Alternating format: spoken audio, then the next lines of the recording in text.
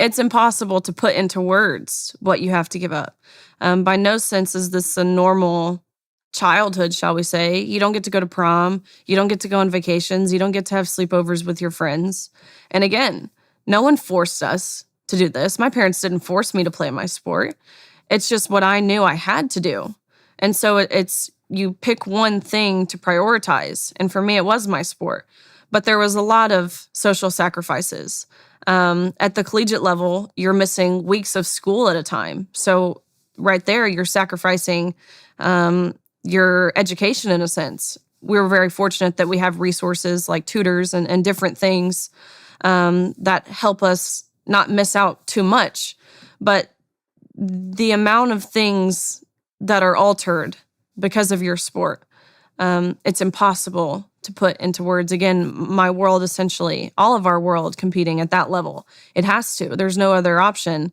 It revolves around your sport. That is your priority, and everything else really falls in line behind. I missed out on funerals of loved ones because I couldn't leave college to go home, which sounds, of course, morbid. It sounds toxic. It sounds as if this is crazy. But again, that's just what you have to be willing to do, especially in a sport like swimming. Swimming is obviously unnatural for human beings. We don't have gills. It's not a natural ability. So taking a day off, that's not allowed, especially over COVID. This was a really hard time because, again, we never got sent home. I was at University of Kentucky all summer long. We were there over Thanksgiving. We didn't get to leave for Christmas.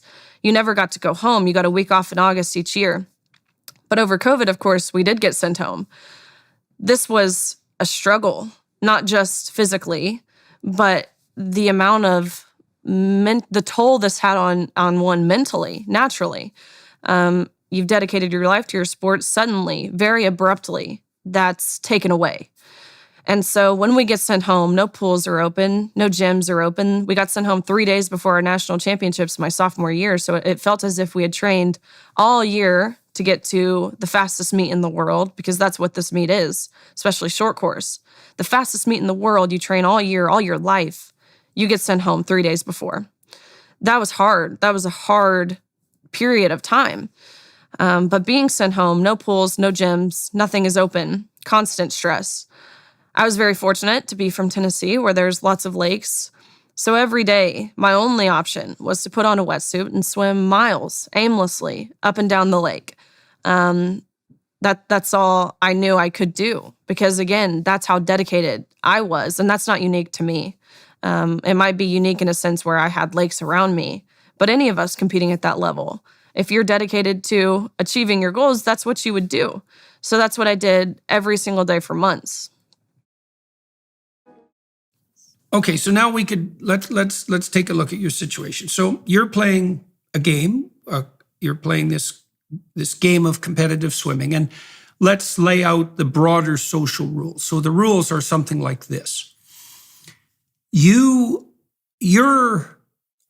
contribution is the sacrifices you're willing to make and the discipline that you're willing to impose on yourself, and the leadership roles that you're willing to take on to help other people do the same thing. That's your contribution. Now, the game rule is that if you do your part, then you can compete against other people who are basically facing the same limits you are intrinsically. So those would be people of your sex. And then all of you are competing to transcend your limitations, to become better losers, to become better winners, to become more resilient people, to become more focused and disciplined. And that's the payoff for you. But all those rules have to apply fairly in order for that game to be justifiable. Now, you're objecting because some of that contractual bargain, let's say, was violated by the COVID prohibitions. But we're now going to turn to a more specific case. So the rules are you're competing against people who have the same limitations you are, so that all of your attempts to transcend your limitations are fair and then equally rewarded. But now we throw a monkey wrench into the works. We decide that a biological male who undergoes a certain amount of psychological and or physiological transformation can now be deemed a woman. And so let's turn to that. So When were you and your teammates first faced with the necessity of competing against someone who was at one point 100% a biological male? This is something we did in practice oftentimes. So in a sense, we were relatively used to, at least we understood the differences between men and women, because we would practice together in the mornings. At nights, we would have different practice times, the men and the women's team. But in the mornings, we would practice together for the most part. So we knew what that looked like. I mean, the worst men's swimmer on the men's team at University of Kentucky could easily beat the fastest girl on our team. So we knew what that looked like. But in terms of facing a male in competition, that did not happen until our NCAA championships in March for my team. There were other teams within the Ivy League, other schools, that this was something they dealt with all year long, starting in October. That was what year? It started in 2021 to 2022. So 2021, and that you said in March? So it was in March of 2022, but the season began in about October, September of 2021. Okay. Now, two questions that come out for that. The first is, when you're practicing with the men in the morning and you see that the worst man on the male team can swim faster than the fastest woman on the women's team, what's the appropriate psychological reaction to that? Because you could imagine that, you could imagine two routes. You could imagine on the one hand that it would be demoralizing because it is in terms of absolute performance.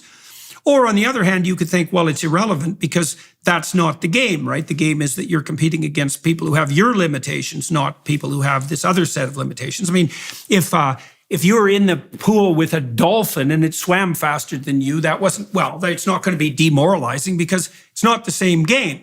So was there any sense of demoralization among the women with regards to the apprehension of the superior performance of the males, or was that off the table? Was that irrelevant? Yeah, that was irrelevant. Of course, we expected to get beat, but in a sense, it gave us kind of a driving factor. If we were racing next to a male, or whatever that looked like, if we're practicing next to a male, you could almost strive to keep up with them because you knew in a sense that you couldn't, but you could kind of set that barrier. Let's see how close I can get. So by no means was it demoralizing. It was more so irrelevant, if not it could be seen as beneficial to competing or not competing, training with males, because you're training next to someone who's better than you. And that's always a good thing, right? If you're dedicated to pushing yourself and bettering yourself. So it was not demoralizing by any means. It was more so irrelevant.